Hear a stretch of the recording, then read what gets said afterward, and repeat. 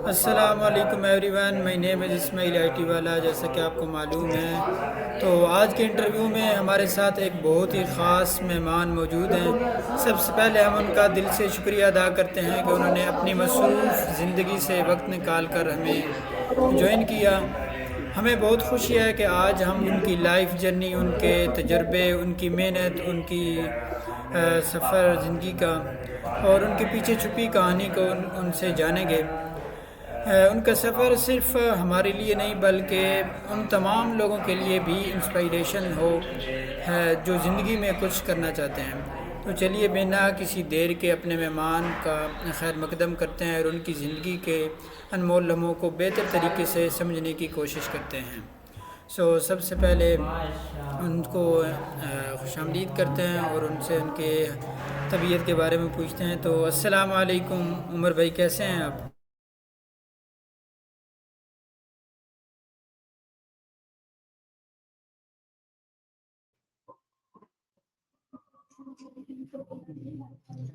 वालेकुम अस्सलाम इस्माइल भाई। सबसे पहले तो आपका शुक्रिया, तो मुझे इंटरव्यू में आपने जो है मुझे आने की जो है बुलाया, मुझे इनवाइट किया और मैं अल्हम्दुलिल्लाह बिल्कुल ठीक हूँ।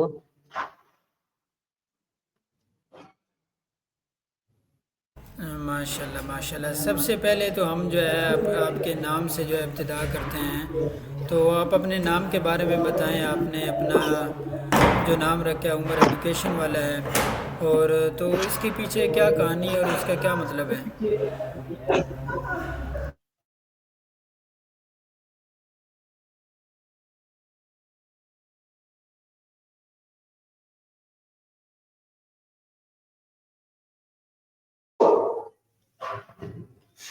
इस्माइल भाई,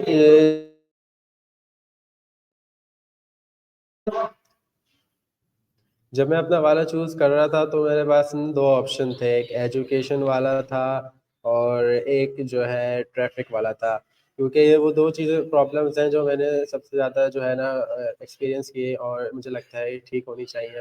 तो ट्रैफ़िक का तो हाल आपने देख ही लिया होगा और एजुकेशन मैंने प्रेफ़र इसलिए किया क्योंकि मैं जो है डिफ़रेंट इदारों में इंस्टीट्यूट में गया, तो वहाँ पे जो कुछ चीज़ जो मुझे कॉमन एक नज़र आती थी कमी, वो ये है कि स्टूडेंट्स की तरफ से भी बताऊँगा मैं, और टीचर्स की तरफ से कि भी टीचर्स जो है उनको बर्डन कर दिया जाता है, बहुत सारे स्टूडेंट दे दिए जाते हैं उनको, और जो है अगर वो बहुत अच्छी तरीके से फ़ोकस तरीके से पढ़ाना चाहें, स्टूडेंट्स को समझाना चाहें, तो इतना टाइम नहीं होता, ना इतना एफ़र्ट वो लगा पाते हैं कि वो स्टूडेंट्स को समझा सकें, कि वो उनके अंदर जो कन्फ्यूज़न है, जो क्लैरिटी वो चाहते हैं स्टूडेंट्स को बताएँ खुद से, अगर स्टूडेंट नहीं भी पूछ रहे, तो वो इतना एफ़र्ट नहीं दे पाते, इतनी क्वालिटी जो है ना टीचिंग नहीं कर पाते, क्योंकि स्टूडेंट्स क्लास में इतने ज़्यादा होते हैं।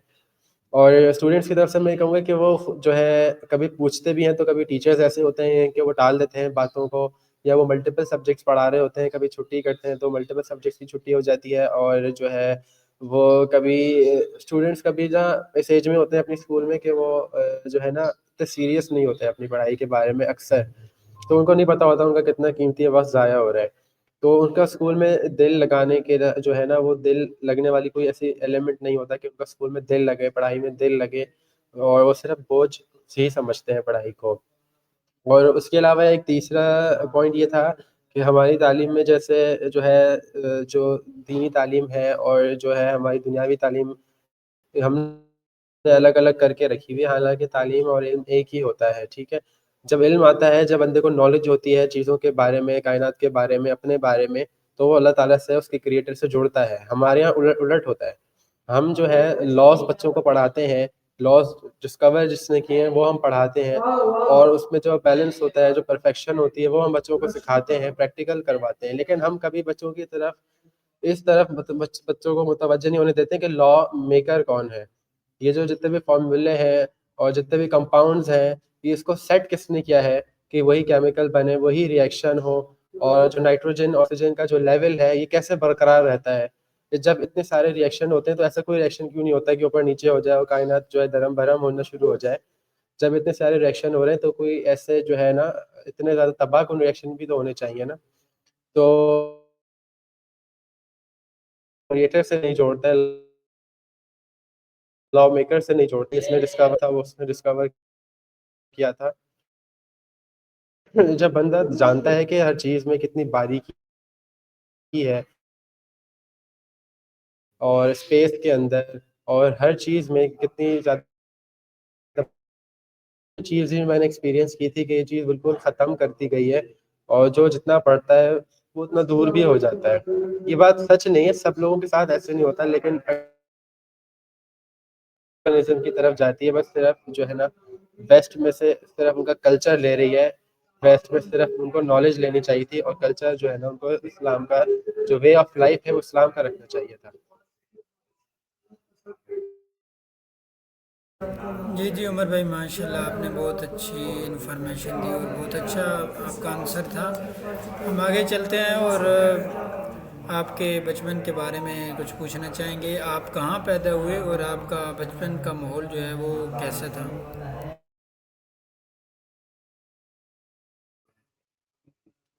जी, मैं कराची से बिलॉन्ग करता हूँ और मैं कराची में ही हूँ और जो है मेरा बचपन का माहौल जो है ऐसा था कि शुरू से जो है मुझे वालिदैन ने जो है मदरसे में भी डाला था और स्कूल में भी। मैं जिस स्कूल में पढ़ता था उसका नाम था अल खैर एजुकेशन फाउंडेशन। उसमें मॉर्निंग में मेरी स्कूल की एकेडमिक्स की पढ़ाई होती थी, इवनिंग में जो है मदरसा होता था। तो इस तरह से मैं शुरू से जो हूँ दोनों चीज़ें पढ़ता हुआ आ रहा था और जो है मैंने हिफ्ज़ भी किया है, मैं मदरसों में गया हूँ, हॉस्टल में भी रहा हूँ। जो मौलाना अब्दुल सत्तार साहब हैं, उनका कराची से बाहर मदरसा है बैतुस्सलाम, तो मैं उसमें रहा भी हूँ और जो है मैंने काफ़ी इंस्टीट्यूट्स में मैं गया हूँ। ज़्यादातर मैंने होम स्कूलिंग की है, प्राइवेटली पढ़ा है और खुद ही जो है ना एग्ज़ाम दिए हैं और फिर जो है मैं स्किल बेस्ड बाद में।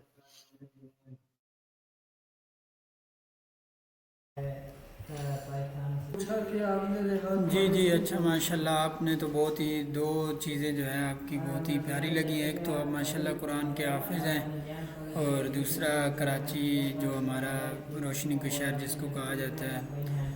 बाकी अगर हम आपके थोड़ा सा आगे चले तो हम आपकी एडुकेशन जर्नी थोड़ी सी आपने बताई, अगर हम मज़ीद जानना चाहें कि आपकी एडुकेशन में कोई ऐसी याद जो अभी भी आपको याद आती हो, कोई ऐसी याद जिसको आप याद करते हो खुश होते हो।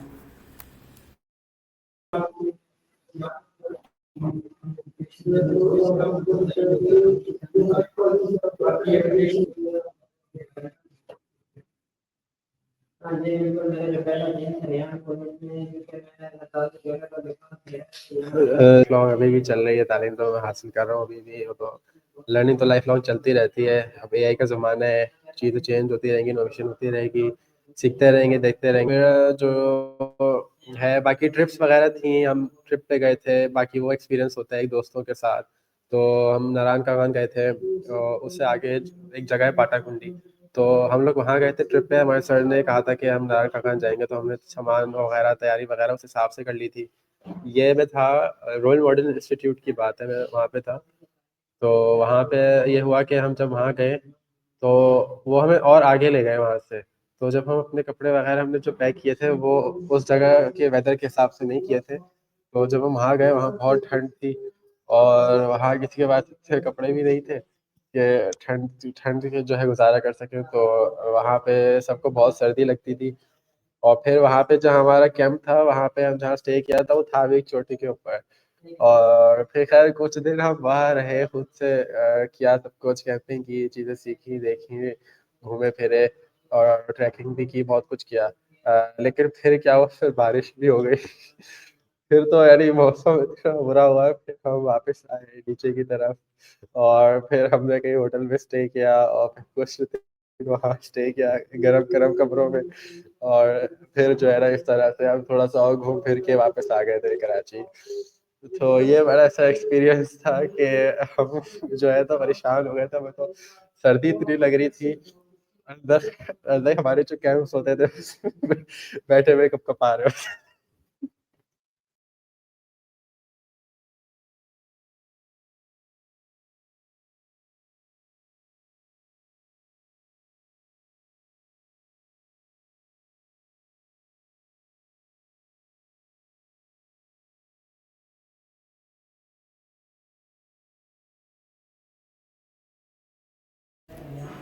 जी माशाल्लाह, ये तो आपने बहुत ही एक ऐसी याद बताई जो इसको माशाल्लाह आप बता के ख़ुद आप इतना खुश हो रहे हैं और इतना बहुत ज़्यादा खुशी आपके चेहरे पे महसूस हो रही है।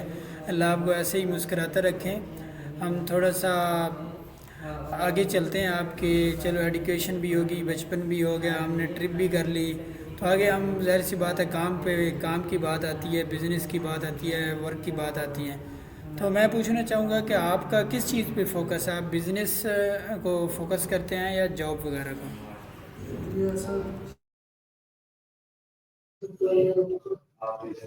मैं जॉब से इस तरह से कि आप उससे जो जनरेट करें वो बिज़नेस में लगाएँ। इस तरह से जो है ना मैं उसको प्रेफ़र करता हूँ, बाकी फुल टाइम जॉब करते रहना, करियर डेवलप कर लेना इसको नहीं प्रेफ़र करता।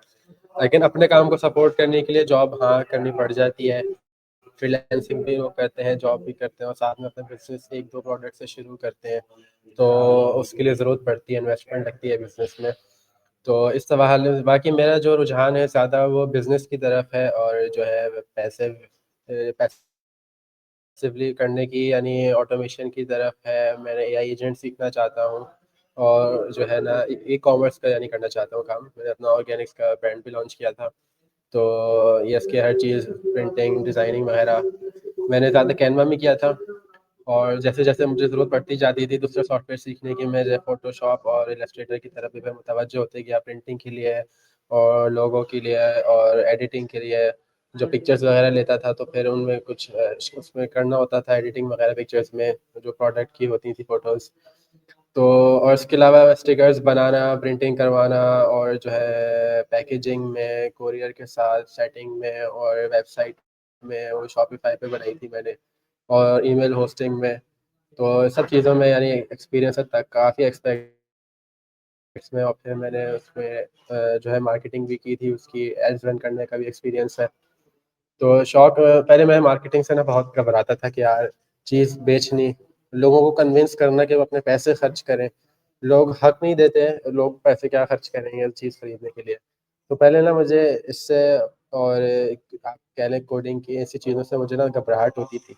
लेकिन जब मैंने डिजिटल मार्केटिंग में कदम रखा, जब सीखना शुरू किया, उसका कोर्स लिया, तो मुझे इसमें मज़ा भी आने लगा, उसका फ़ायदा नज़र भी आने लगा।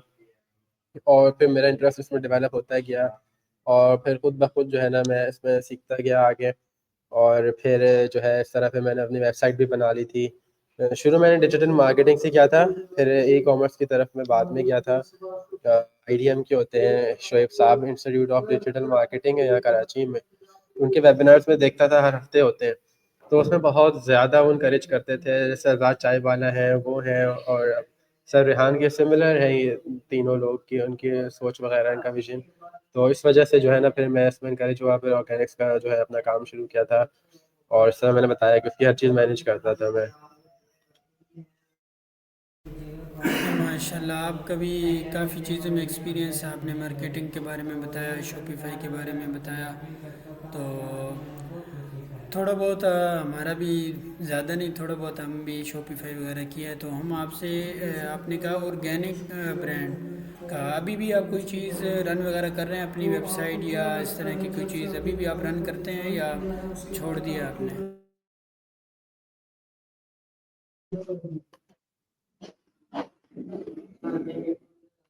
जी, अभी भी चल रहा है, व्हाट्सऐप पे करते हैं मैनेज उसको। वैसे भी व्हाट्सऐप पे ज़्यादा था, लेकिन उसकी मार्केटिंग स्टार्ट करने के लिए मैंने वेबसाइट बनाई थी कि वो ट्रैफ़िक मैं वेबसाइट पे लेके आऊँगा ताकि लोग वहाँ पे खुद चीज़ें देख लें, खुद ही बाय कर लें, सारी इन्फॉर्मेशन उनको वहाँ मिल जाए। और ये क्या व्हाट्सऐप पे चल रहा है अभी भी, वेबसाइट वाला मैं इतना नहीं देख पाता, तो वेबसाइट वाला अभी मैंने रोका हुआ है, लेकिन वेबसाइट जो है वो मौजूद है डोमेन, लेकिन अभी जो है मैंने उसको ओपन नहीं रखा हुआ है। और बाकी ये है कि व्हाट्सएप पे चल रहा है तो उसी पे जो है अभी कर रहे हैं। और माशाल्लाह, आपने मार्केटिंग की बात की। मार्केटिंग एक बहुत ही जो है ना आजकल के दौर में कोई भी बिज़नेस ऐसा नहीं है जिसको मार्केटिंग की ज़रूरत नहीं पड़ती। हर चीज़ के लिए मार्केटिंग आजकल ज़रूरी है। तो बड़े बड़े ब्रांड्स हैं, जितने भी बड़े ब्रांड्स हैं, इवन के गूगल जो है, माइक्रोसॉफ्ट है, उनके भी एड्स आप देखते हैं सोशल मीडिया पर चल रहे होते हैं। इतनी बड़ी कंपनीज़ जिनके बगैर मोबाइल शायद आज का चलना मुश्किल होता है, लेकिन फिर भी वो अपनी एडवर्टाइज मार्केटिंग फिर भी वो अपने टूल्स की कर रहे होते हैं। तो आप बताना चाहेंगे कि आपका मार्केटिंग में जो है कितनी एक एक्सपर्टीज़ है, अपने कितने साल का एक्सपीरियंस है आपके पास? नहीं, साल का एक्सपीरियंस तो नहीं है, लेकिन मैंने उसमें देखा बहुत है, उसमें उसमें जानता हूँ मैं उसकी मार्केटिंग को, ऑडियंस टारगेटिंग को, और एबी टेस्टिंग वगैरह को, चीज़ों को, क्रिएटिव्स को किस तरह से प्रेजेंट करना है, उनके साइजेस वगैरह अलग अलग बनाने होते हैं डिफरेंट प्लेटफॉर्म्स के, और डिफरेंट सिनेरियोज के लिए डिफरेंट चीज़ें, अलग अलग चीज़ें होती हैं। उस हवाले से तो मुझे काफ़ी है मालूम। और फिर मैंने जो उसको कंटिन्यू नहीं कर सका था, क्योंकि मैं रेहान कॉलेज में होता हूँ फुल टाइम, 24 घंटे भी यहाँ पे कम पड़ते, तो अगर 27-28 घंटे होते दिन में तो शायद फिर बेहतर होता हमारे लिए यहाँ पे। लेकिन रेहान कॉलेज में तो हमारे 24 घंटे कम पड़ते हैं, तो वो फिर मैं देख नहीं सका उसका, मार्केटिंग वाला मैं नहीं देख सकता। तो बहरहाल ये है कि मैं आया भी यहाँ इसीलिए था कि मैं यहाँ सीख जाऊँगा digital marketing, coding, e commerce वगैरह, इन्होंने बताया था कि अच्छी सिखाएंगे। तो फिर मैं यहाँ पे आ गया था कि मैं प्रॉपर तरीके से ऑन साइट एक जगह जाके मेंटरशिप के अंदर जो है अच्छे मेट्रोलॉजी सीख सकूँ। तो इस वजह से जो है फिर मैंने इसको मार्केटिंग को तो कंटिन्यू नहीं किया था अभी आगे। ओके, तो आपने मार्केटिंग में कौन कौन से टूल जो है वो यूज़ किए हैं? मेटा पे, फेसबुक पे, इंस्टाग्राम, टिकटॉक, स्नैपचैट, इनमें से कौन से को आपने ज़्यादा यूज़ किया या सब पे काम किया आपने? और कितनी एक्सपेंडिंग जो है आपने की अभी तक अपने मार्केटिंग में, अपने एड्स मैनेजर पर? इस्माइल भाई, मेरी जो है ना सोशल प्रेजेंस पर्सनली बिल्कुल नहीं थी। बहुत पहले मैंने अपनी फेसबुक प्रोफाइल डिलीट कर दी थी। हमारे फैमिली में भी इतने नहीं है लोग एक्टिव फेसबुक पे, तो मेरा ऐसा कुछ था नहीं फेसबुक पे एक्टिविटी। तो फिर मैंने डिलीट कर दी थी, तो मुझे कोई एक्सपीरियंस नहीं था कुछ पर्सनली फेसबुक, और बहुत चेंज हो चुका था।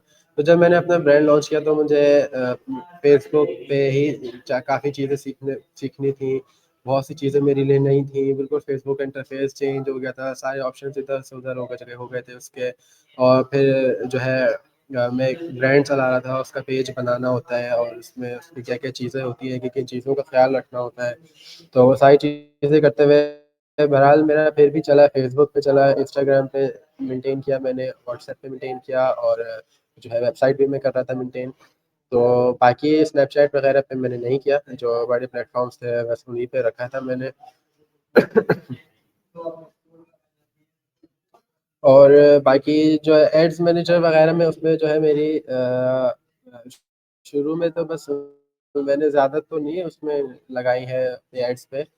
लेकिन बस ये है कि उसमें स्टार्टिंग में की थी, बस रिस्पॉन्स आया था, ईमेल्स वगैरह आई थी। तो मेरा ये है कि उसमें मैं ज़्यादा कंटिन्यू नहीं कर सका था, क्योंकि जब मैं यहाँ ऑन कॉलेज आया हूँ तो उससे पहले ही मैं जो हूँ उसी वक़्त ही कर रहा था, उसी वक़्त ही मेरा स्टार्ट था उसका मार्केटिंग का, यानी जो मैंने उसमें की। तो फिर मैं चाह रहा था कि मैं जो ना किसी इंस्टीट्यूट से जॉइन हूँ। तो आईडीएम जो था वो ऑनलाइन था, तो मैंने इस वजह से ऑनलाइन नहीं जॉइन करना चाहा, मैं चाह रहा था ऑन साइट हो। तो मुझे रेहान कॉलेज का पता चला था कि यहाँ हर चीज़ कराएंगे, हर चीज़ सिखाएंगे, तो फिर इस वजह से जो है मैंने जॉइन कर लिया था ये रेहान कॉलेज। और एआई एजेंट्स का उस वक्त जो है ना आईडीएम नया नया उनके वेबिनार्स आ रहे थे कि एआई एजेंट्स वगैरह के बारे में, तो मैं फिर वो भी सीखने के लिए फिर यहाँ पे आ गया था कि आप कोडिंग वगैरह का भी कराते हैं, हर चीज़ कराएंगे।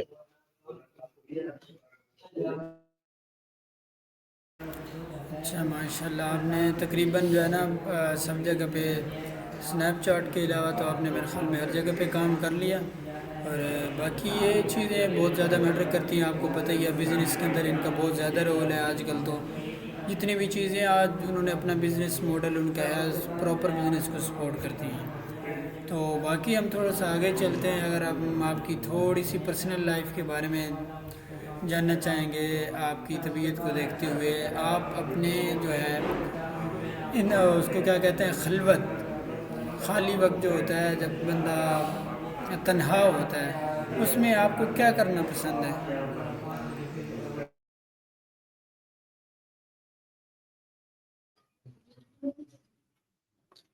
सवाल बड़ा आपका अच्छा है। खाली वक्त में अब तो रेहान कॉलेज में आके लाइफ बिल्कुल डिफरेंट है। रेहान कॉलेज में आके घर में तो बंदा जो है रिलैक्स्ड होता है, या ये जो डेली लाइफ होती है घर में, तो उसमें लाके बंदा जो है अपना काम वाम भी कर लेता है, और कुछ जो है अपनी हॉबीज होती है, जैसे मेरी है, मुझे डिटेक्टिव नॉवेल्स पसंद है, मुझे मैंने जो है मुझे rally racing, WRC rally racing पसंद है, एंड्योरेंस रेसिंग पसंद है, मैं उसको एक्टिवली फॉलो करता हूँ। और उसकी जो कतर चैम्पियनशिप हुई थी वो भी देखी थी मैंने। और अभी दुबई में हो रही है WRC, सॉरी दुबई में नहीं, सऊदी अरेबिया में हो रही है। तो वरना मैं होता हूँ तो मैं इनको एक्टिवली फॉलो करता, घर पे होता तो। बाकी रेहान कॉलेज में आके जब हम होते तो सबसे पहले प्रायोरिटी होती है कि हम अपने टास्क कर लें, क्योंकि हमारी इंटर्नशिप होती है, हमारे टाइम जो है इंटर्नशिप में भी काफ़ी लगता है, हम टास्क अपने कर लें। आजकल हमें कहा हुआ है कि 5 कॉल एनी करनी है आपने। और जो है वो होता है एक टॉक विद एआई, एक सेशन है उसमें हम इंग्लिश में एआई से बात करते हैं, तो वो हमें 5 करने होते हैं, 10-10 मिनट के होते हैं। तो उसको सेटअप करने में थोड़ा टाइम लगता है। और इसके अलावा 5 इंटरव्यूज़ हमें डेली करने हैं, तो this interview is one of them, इसीलिए ये कर रहे हैं हम। तो ये है कि उनमें टाइम लगता है कि ये प्रायोरिटी होती है हमारी, ये हो जाए। बाकी सोने का टाइम आम दिनों में कम मिल पाता है, संडे को गुजरा था टाइम, तो दिन में थोड़ा एक्स्ट्रा सोए भी थे, 10 बजे उठे थे, वरना हम 5:30 बजे उठते हैं। और रात को तकरीबन 12-1 बजे तक जो है सोते हैं, कम से कम 12 तो बज ही जाते हैं डेली। तो यानी रेहान कॉलेज में आके और घर पे आके बिल्कुल लाइफ डिफरेंट है, प्रायोरिटी डिफरेंट है।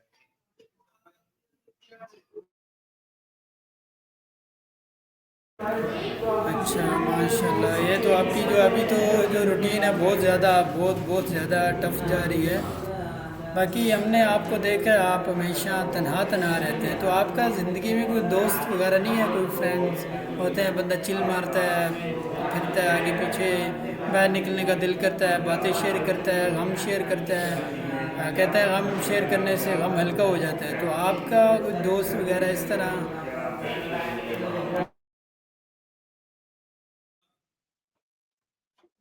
मैं वैसे जो हूँ बिल्कुल भी सोशल पर्सन नहीं हूँ, मैं सोशल का बिल्कुल अपोजिट पर्सन था जब रेहान कॉलेज आया उससे पहले। लेकिन अब मैं सोशल में सबसे आगे हूँ, मुझे ही सबसे आगे किया जाता है कि आए आप बुलाएं। और मैं एडमिशन ऑफिसर रहा हूँ यहाँ का रेहान कॉलेज का, तो विजिटर्स आते थे तो उनको एडमिशन करवाना रेहान कॉलेज में, उनको डिटेल्स देना सारी। और इससे मैं बिल्कुल भी आदी नहीं था लोगों से मिलना इतना। और जो है मुझे गैदरिंग में भी घबराहट होती थी, मैं बातों पे जो है तवज्जो भी नहीं कर पाता था कि कौन क्या कह रहा है, इतनी घबराहट होती थी मुझे। इवन जो घर पे मेहमान आते थे कभी, तो मैं उनसे भी नहीं मिलता था। तो ये होता है कि अब रेहान कॉलेज में आके मेरी हर चीज़ बिल्कुल चेंज हो गई है। अब जो है मैं पहले कॉल्स तक नहीं उठाता था, कभी किसी अननोन नंबर से कॉल आ जाए। तो अब ये है कि यहाँ पे आके तो काफ़ी डिफरेंट है। अब हम सब भाई जो रेहान कॉलेज में रह रहे हैं आके पाकिस्तान के मुख्तलिफ इलाकों से, मुख्तलिफ जगहों से, शहरों से, गाँव से, डिफरेंट जगहों से आए हुए हैं। और सब दोस्ती थी वैसे, इतनी ज़्यादा मैं टच रहा नहीं उनसे, तो इतनी नहीं रही बातचीत हमारी। तो फिर ये है कि अब यहाँ पे आया हूँ तो यही दोस्ती, बातचीत, मज़ाक शुरू हुआ। और जो भी प्रॉब्लम होती है मैं शेयर भी करता हूँ। यहाँ पे हमारे सर आसिम होते हैं, मैं हमारे एक्सपीरियंस्ड है काफ़ी यहाँ पे, तो मैं उससे कभी डिस्कस कर लेता हूँ, ये इशू हो रहा है, ये प्रॉब्लम हो रही है, तो वो कभी समझाते हैं। बाकी सर मोहसिन, सर इमरान को भी बता देता हूँ कि मुझे ये प्रॉब्लम हो रही है, तो वो भी समझा देते हैं कि ऐसे टैकल करो और वैसे करो और ऐसे नहीं सोचो, ज़्यादा नहीं सोचो। और जो है तो मुझे रिसेंटली सर इमरान बता रहे थे कि आप जब ज़्यादा सोचते हो तो काम जो मसला होना होता है, नहीं होना होता, वो भी हो जाता है। तो ये है कि रिलैक्स रहा करो, ज़्यादा नहीं सोचा करो, बस एक जब एक काम कर लो तो उसको बस कर लिया करो, ज़्यादा उसमें नहीं पड़ा करो उसमें कैसा होगा, क्या होगा, कब होगा, कैसे होगा। तो ये है कि अब जब मैं सोशल हो रहा हूँ तो अब ये है कि मेरे लिए काफ़ी फ़ायदेमंद भी हो रहा है। तो मुझे एक तो लोगों से मिलना-जुलना रहना, जो है जो प्रॉब्लम्स होती है उसमें मुझे हेल्प भी करते हैं। और फिर जो है हम साथ हँसी मज़ाक भी होता है हमारा, तो उसमें बड़े एन्जॉयफुल मोमेंट्स होते हैं हमारे। तो अब मुझे अच्छा लग रहा है सोशल होके। जी जी, माशाल्लाह, ये तो अच्छी बात है बड़ी कि आप बड़े नए नए लोगों से आकर मिलते हैं रोज़ाना। आपकी उसको क्या कहते हैं, कन्वर्सेशन बेहतर होती है, कम्युनिकेशन स्किल बेहतर होती है। बाकी ये है कि एक इंसान का अपने हम उम्र एक दोस्त जो है ना वो ज़रूर होना चाहिए। बंदा उसमें खुल के चिल मारता है, बंदे को परेशानी होती है वो आगे टेंशन नहीं लेने देता। आपने कहा कि कुछ चीज़ें मैं ज़्यादा सोचती हूँ, तो इंशाल्लाह आप बनाएंगे ना अपना ऐसा दोस्त, वो आपको सोचने ही नहीं देगा। आप ज़्यादा तो क्या सोचने ही नहीं देगा। इंशाल्लाह आप इजी टू वो हो जाएंगे, ऐसे मस्त माहौल हो जाएंगे। तो बाकी हम थोड़ा सा आगे चलते हैं, एक अपना आखिरी क्वेश्चन पूछते हैं आपसे कि आपका शौक़ क्या है, आप क्या करना चाहते हैं ज़िंदगी में, जो शौक़ है आपका जो हमेशा से आपको बचपन से लेकर आज तक वो बदला नहीं है।